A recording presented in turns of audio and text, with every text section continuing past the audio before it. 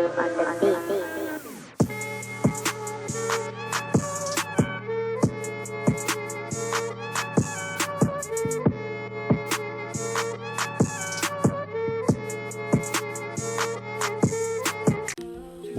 back to the channel. I'm glad you're here. Make yourself cozy, make yourself at home.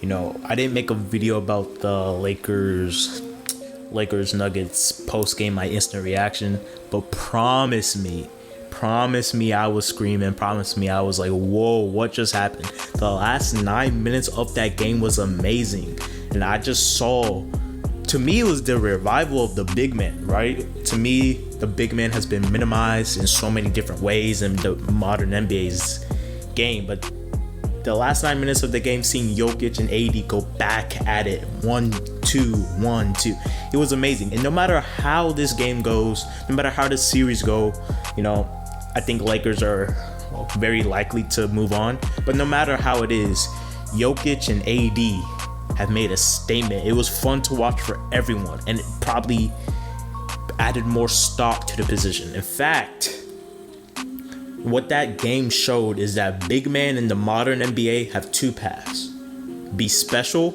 or be a specialist. Anthony Davis and Nikola Jokic proved in Lakers Game 2 win that size still matters in the modern game. But the postseason as a whole has shown that if you do not have an elite big, you should always make small investments in specialized aspects for the position. The NBA big man never died. It only evolved. Anthony Davis and Nikola Jokic made that clear Sunday night, scoring the final 22 points in Game 2 of the Western Conference Finals. Davis hit a scathing buzzer beater 3 off the catch to give the Lakers a win and a 2-0 lead in the series over the Nuggets.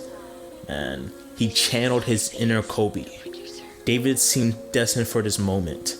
He was the top recruit at a high school, who spent 1 year at Kentucky, where he dominated and won a national championship. Then he became a no-brainer #1 pick in 2012 for his guard-like skills and a big man's body.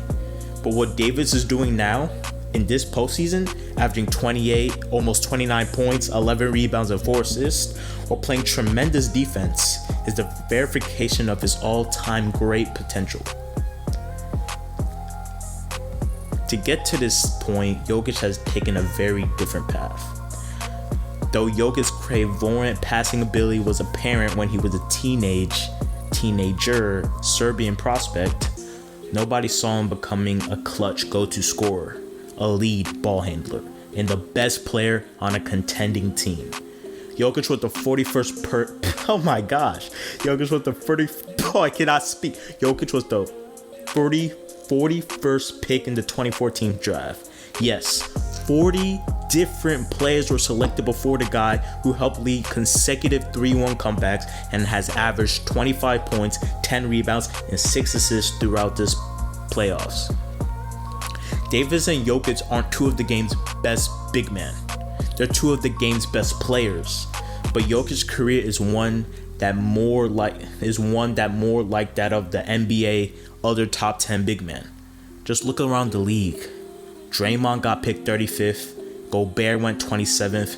Giannis, who's, a little bit of both, a tweener, fell to 15. Baum was 14th. Sabonis was 11th. Other than Davis, Karl-Anthony Towns, Joel Embiid, Kristaps Porzingis, who were all drafted in the top 5, great bigs had been found throughout the draft. Meanwhile, since Davis went first in 2012, the top of the draft has seen its share of top 5 bust when it comes to big man. Thomas Robertson, Jahlil Okafor, Dragan Bender, and more underwhelming talents so far. Alex Len, Marvin Bagley, Cody Zeller. The disappointments far exceed the promising bigs: DeAndre Ayton, Jaren Jackson, and Zion Williams. The top tier bigs, particularly Davis and Giannis, has raised the bar for what is required to be elite at that position. They are highly versatile defenders who protect the paint and carry heavy offensive loads as shot creators and scorers. Players like Towns and Porzingis require bigs to step away from the rims and to the perimeter. Teams aren't devaluing size.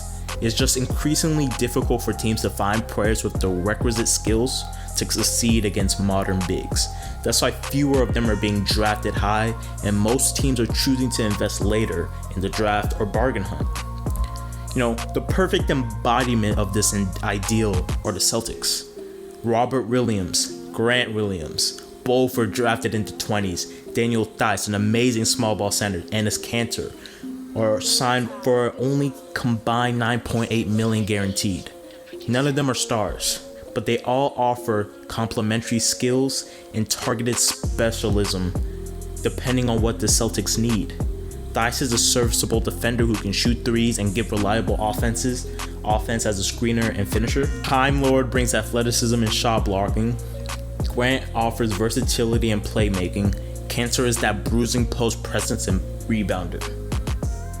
Boston plays center by committee, and with so much of its salary cap invested in great guards and wings, the team has the choice to play without a center as well. The Celtics represent how some teams are thinking. Unless a big man is a clear superstar, a clear-cut, transcendent type of player, they're better off looking for discounts and investing resources in specialized areas. That's what the Celtics have done. The Heat did it by shedding Hassan Whiteside after Adebayo showed promise, and the Lakers did it to support Davis. All season long and in the playoffs against the Trailblazers and the Nuggets, Davis shared the front court with JaVale McGee and Dwight Howard. Two signings who were not only mocked by fans in the media, but by coaches and executives within the league. McGee and Howard have proved everyone wrong by showing how much situation matters in the NBA. Once again, McGee is performing well in a limited role, just like he did in his 2 championship seasons with the Warriors. He's only making $4 million. Howard finally bought into a reserve role and is giving the Lakers energetic defense, active rebounding, and loud interior scoring and presence. Howard has gone from one of the game's best bigs to a role player auditioning to be a late career Dennis Rodman, and he's only making $2.6 million. Teams can't punt on the position though. For any team to get through the Western Conference in the coming years, there's a strong possibility that they'll need to get through Davis or Jokic. AD just overpowered the Rockets, who thought they were being smart by going without a center, while Jokic made the Clippers look foolish every single time they doubled him. He single-handedly probably halved Montrezl Harrell's value this coming free agency. Utilizing only one player as tall as 6'8" like the Rockets did with Jeff Green this postseason is not gonna cut in these matchups. The question is, could building with lowest cost centers be a formula for other teams to follow? We'll see what happens starting on draft night. Memphis center James Wiseman is widely considered a top prospect in the class, though he is not a no-brainer number 1 pick like AD or Zion, or even Cat, Karl Anthony Towns for that matter. In fact, some executives and scouts have him ranked outside their top 5 rankings, and others have them outside their top 10. It's not that he's not that good of a prospect. There's actually little doubt that he'll have a long, decent career. Wiseman is 7'1" of strength, speed, and superb athleticism. He can jump out the gym, and he has extreme agility for someone his size. He could easily carve out a role as a rim runner who can be an imposing interior presence on defense. Teams just question his upsides. Can he become a shooting threat from the perimeter? Can he create for others? Will he show more awareness when defending the paint? How much will he improve his fundamentals defending on the perimeter? And if he doesn't do any or all of that, what path does that send the team down? Once again, the NBA salary will determine rookie scale contracts, and it's currently unclear how the league's recent financial losses will affect next year's cap. But as of now, the number 1 pick is projected to earn $12 million annually for the next 4 seasons. Every big on the final 4 teams in the playoffs is signed for less money next season except for Davis, Jokic, and Kelly Olynyk. It's a pricier investment than most teams are willing to pay to get quality minutes out of the position.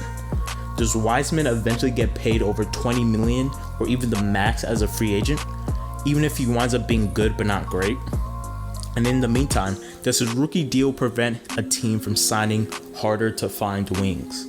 The Timberwolves have the number 1 pick and need someone who complements Towns and D-Lo. The Warriors draft 2nd and they're in win now mode. Quality wings are scarce around the league, and we saw what that did to the Portland Trailblazers, how they had no one to guard LeBron. And shot creation remains one of the most important skills in the playoffs, so guards retain their important role. It's no wonder teams are spending less on bigs, unless they are obvious superstars like Davis and Jokic. Besides Wiseman, the draft is littered with big man options outside the lottery. My hometown Maryland sophomore Jalen Smith, who can shoot threes, handles, or Washington's bruising center Isaiah Stewart, or even Gonzaga sharpshooter Killian Tilly, who would be a lottery pick if it weren't for his injury history. The list goes on and on and on. Even if those players don't work out, they'll make about what Howard does next season.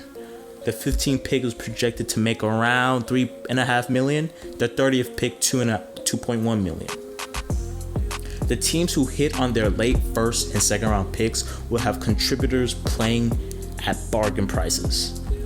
Free agency lacks top end talent, but has unrestricted veterans like Marc Gasol, Tristan Thompson, Hassan Whiteside, and Aaron Baines. It's not that none of them will get paid. Bigs ranging from good players like Miles Turner and Clint Capella to reserves like Georgie Dieng and Dwayne Dedman all make between 13 and 18 million. Teams are going to pay bigs because they still need to find holes. They still need to fill holes in their roster. It's just a matter about whether it's a good investment considering the state of the game. The market's already showing signs of slowing down for big men who don't reach that top tier. Turner and Capella are good players, but did not get paid what they expected during their recent free agencies. This season, Andre Drummond is facing the same fate. Drummond signed a max contract with the Pistons, but didn't reach the heights of someone like Davis and ultimately restricted Detroit's cap flexibility. In return for him at the trade deadline, the Pistons only received Brandon Knight, John Henson, and a second round pick from the Cavaliers. Drummond said he intends to opt in to his $28.8 million deal starting next season. When he hits the open market in 2021, he'll sign for much, much less. Drummond symbolizes the dying archetype. The big, plodding center who's not a threat away from the rim. There are two extremes developing in the NBA today. Big men are more dynamic than they've ever been before, with 7-footers hitting step-back threes, running the offense, defending across positions. But that teams that can't get their hands on one of these generational talents are getting what they need from the position on the cheap or by committee. Davis and Jokic show Sunday night that size still matters in the NBA. But how much you spend on size matters even more. Thank you. I love you. This was an article by my man Kevin O'Connor. I'll put the link in the description below. Peace.